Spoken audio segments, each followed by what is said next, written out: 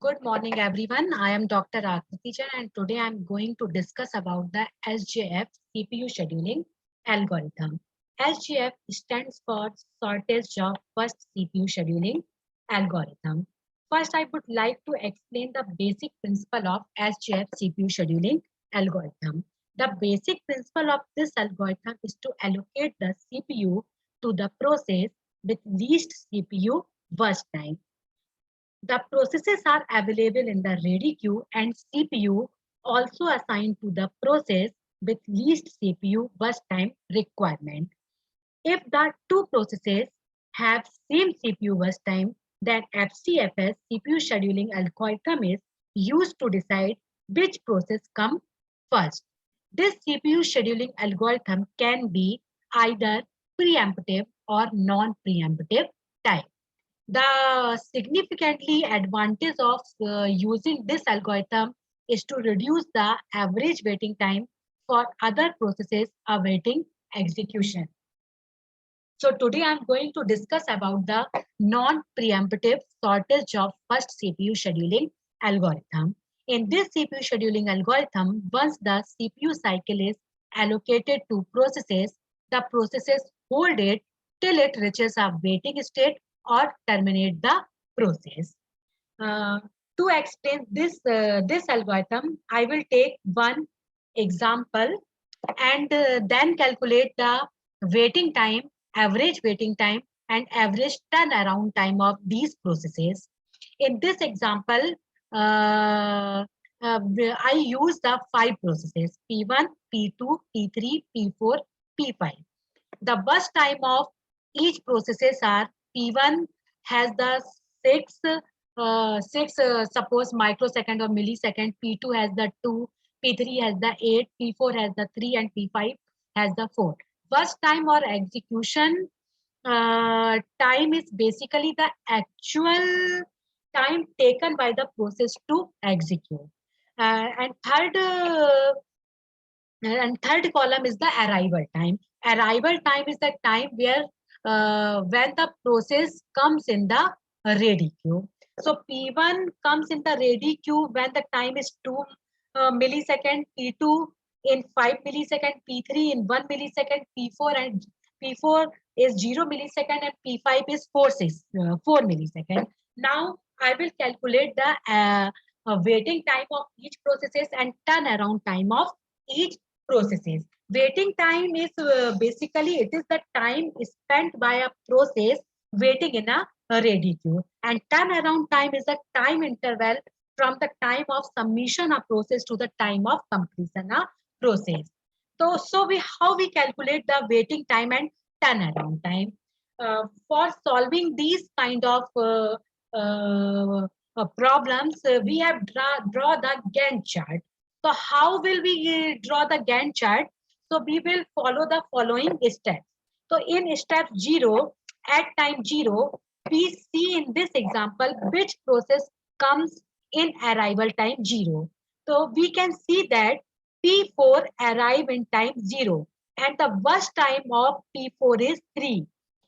We are using the non-preemptive SGF CPU scheduling algorithm. So once CPU is allocated to process P4 and when the execution of P4 is completed, then the CPU switches to the other process.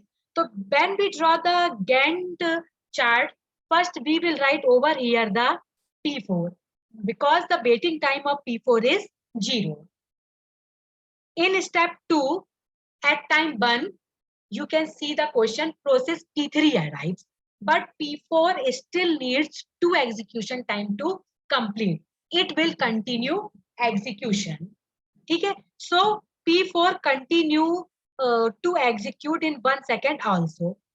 At time 2, process P1 arrives and is added to the waiting queue. P4 will continue execution. In step 3, at time 3, process P4 will finish its execution. The burst time of P3 and P1 is compared. Process P1 is executed next because its burst time is less compared to P3. Here we can compare the P1 and P3 because in this time duration, only two processes are coming here, P1 and P3. And P1's CPU burst time is smaller than P3, so CPU will execute the process P1. So at time 4, process P5 arrives and is added to the waiting queue. P1 will continue execution. At time 5, process P2 arrives and is added to the waiting queue. P1 will continue execution. At time 9, P1 will finish its execution. The burst time of P3, P5 and P2 is compared now. And process P1 is executed because its burst time is the lowest. So next process that will be executed is the P2. So at time 10, P2 is executed and P3 and P5 are in the waiting queue. At time 11, process P2 will finish its execution.